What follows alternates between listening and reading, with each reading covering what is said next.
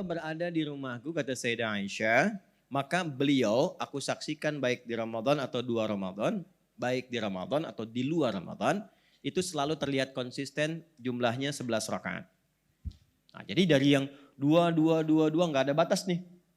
Maka di rumah Sayyidah Aisyah berapa? 11. Bagaimana teknisnya? Kata Sayyidah Aisyah, yusalli arba'an. Kalau di kediamanku terlihat salat dulu 4. Ya, 4 rakaat.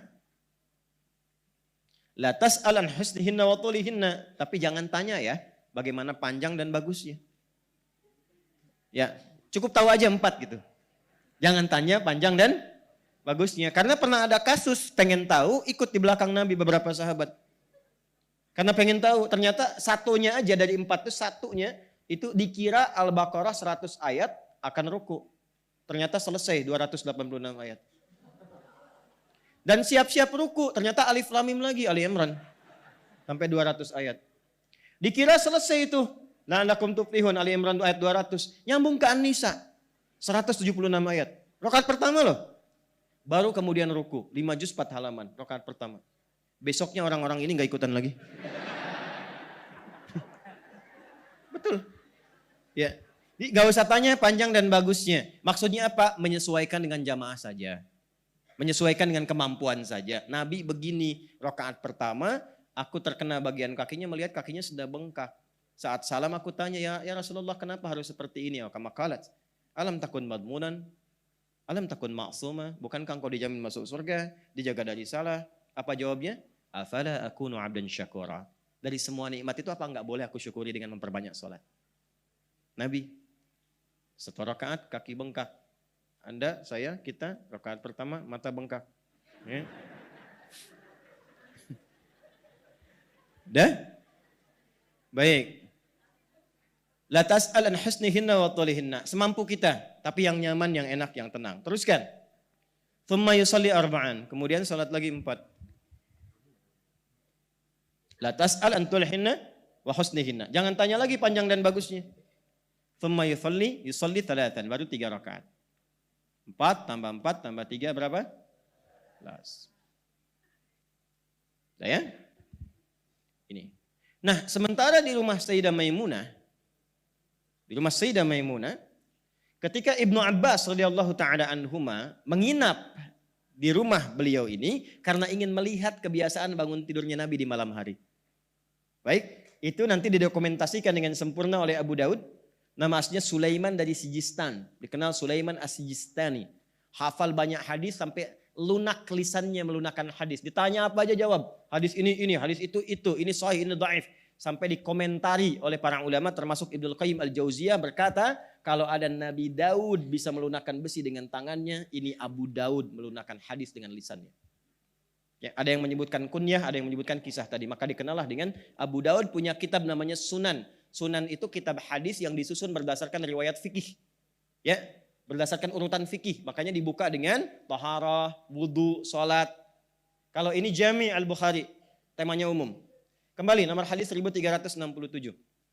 Kata Ibnu Abbas radhiyallahu taala anhuma, atau kama qala kana an-nabiy sallallahu alaihi wasallam, adalah kebiasaan Nabi sallallahu alaihi wasallam, idza staiqadha min naumihi, kalau bangun dari tidurnya fajalasa, maka beliau duduk terlebih dahulu, duduk. Famasaha biyadihi min athari naumih, kemudian beliau menggunakan tangan yang bersihnya untuk menghilangkan bekas kantuknya. Hilangkan bekas kantuk. Jadi tidak langsung baca doa. Ya, karena kalau Anda baru bangun, duduk langsung baca doa, itu apa bahasa Koreanya tuh? Nundutan. Ya, masih ada bekas-bekas kantuk terbawa tuh, masih begini. Nah, sehingga bacaan doa itu tidak meresap kepada jiwa. Kadang bangunnya jam 3, tapi setelah sadar 4:30, kan? Ada efek ngantuk kan? Maka hilangkan dulu. Dan dengan bagian tangan yang diduga bersih. Karena nanti ada hadis lain, kalau Anda bangun dari tidur, kan, merasa tangannya pernah menjelajah ke titik yang tidak Anda ketahui, maka bersihkan dulu itu. Jelas? Kemudian setelah itu apa? Faqara khawatim surah Ali Imran, maka membaca 11 ayat terakhir surah Ali Imran. Dari ayat 190 sampai ayat 200. Itu panduan kehidupan. Baru nanti ditemukan di Jundub bin Junada dan Mu'ad bin Jabal, doa bangun tidurnya. Alhamdulillahilladzi ahyana ba'dama amatana wa ilaihin syur. Terus kan hadisnya, "Tsumma dzahaba ila syinin mu'allaqah", kemudian pergi ke tempat tertutup, fatawadda untuk berwudu. Lalu balik, masuk ke musalla beliau, kata Ibnu Abbas, aku mengikuti dari belakang, aku di belakang Nabi. Maka ditariklah oleh Nabi ke depan.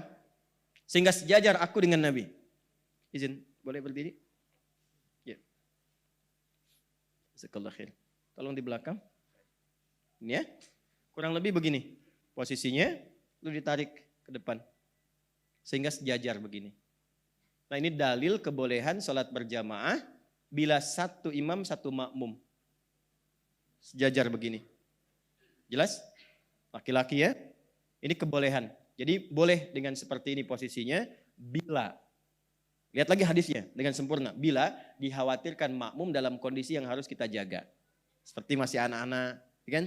Seperti dalam kondisi untuk berlatih, memberikan kenyamanan dan sebagainya. Tapi kalau nanti dalam posisi yang biasa atau standar, sudah nyaman, sudah baik, boleh mengambil jarak agak sedikit di samping dengan jarak satu kepalan, agak sedikit ke belakang di sini.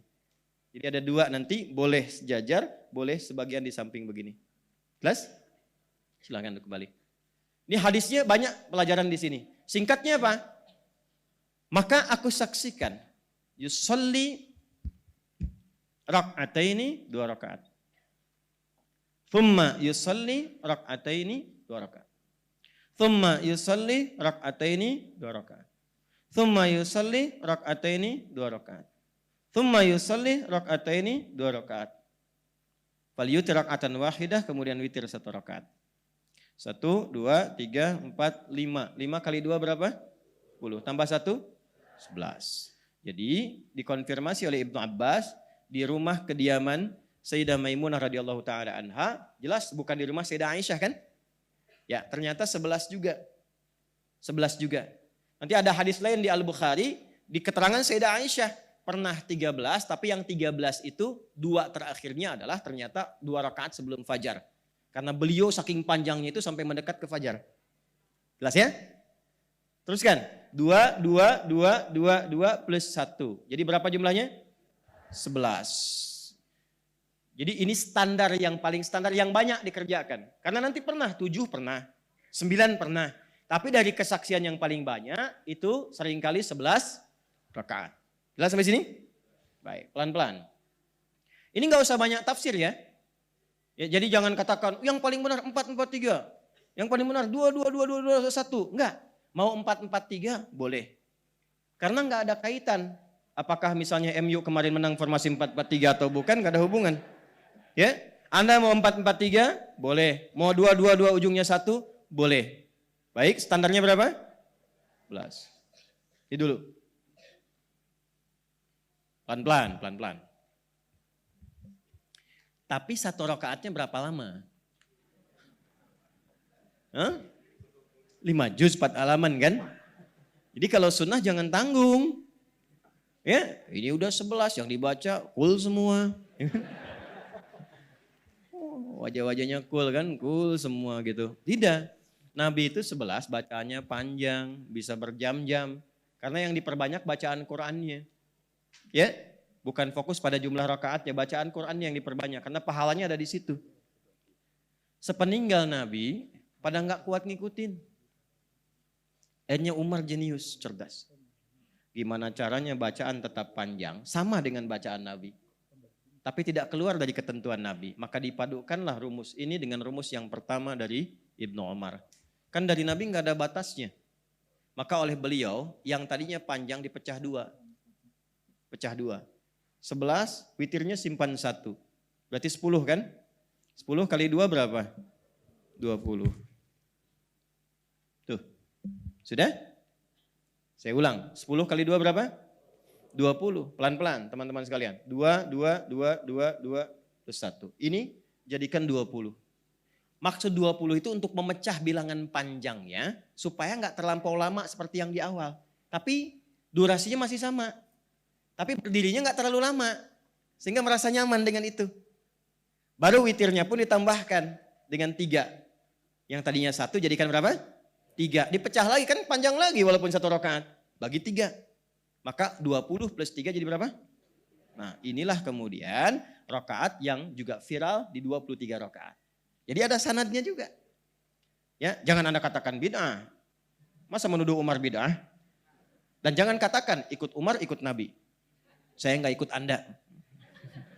Gitu, karena nggak mungkin Umar menyalahi Nabi. Kan Khulafa'i Rasyidin Mahdiin yang diberi petunjuk oleh Nabi. Umar tuh berijtihad supaya bacaannya sama dengan Nabi. Tapi cara pelaksanaan nggak melanggar ketentuan Nabi. Maka dipadukan dua hadis. Silahkan 23 ya. Tapi juga disamakan ya jumlah bacaan durasinya. Jangan cepat-cepat juga. Makanya sangat agak aneh. Kalau ada yang 11 rakaat 1 jam, yang 23 5 menit. Assalamualaikum. Ya, itu sudah pasti berbeda dengan ketentuan hadis. Berbeda, spiritnya beda, motivasinya beda. Ya, Anda kan belum tahu aja ilmunya. Ya udahlah terserah Anda. Ya, bukan, ilmu itu kan diatur dengan sanad. Kalau semua orang kreativitas ya semua punya versinya masing-masing. Harus ada standar, makanya kata Imam Muslim, babul isnad minad-din. Sanad itu bagian dari agama. Benar belajar, benar ibadahnya. Salah belajar, salah praktek ibadahnya. Paham?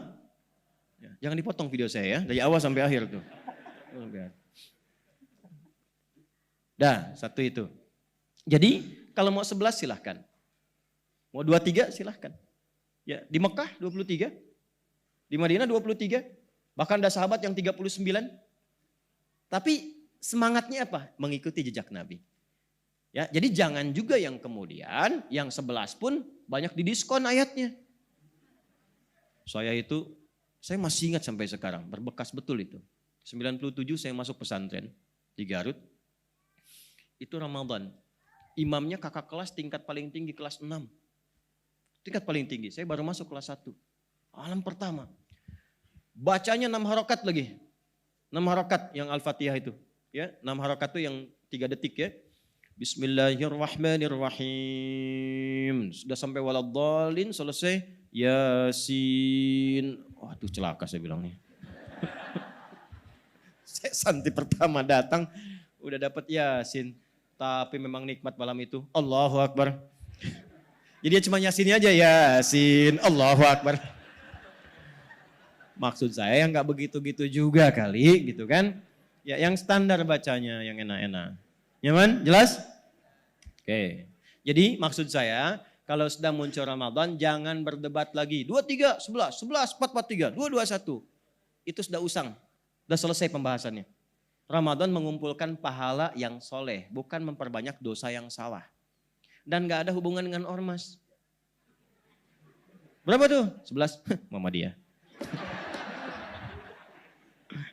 23 NU. Bapak kan NU kok 11? Diskon 60%. Allahu Akbar. Bismillah. Paham? Ya, alhamdulillah.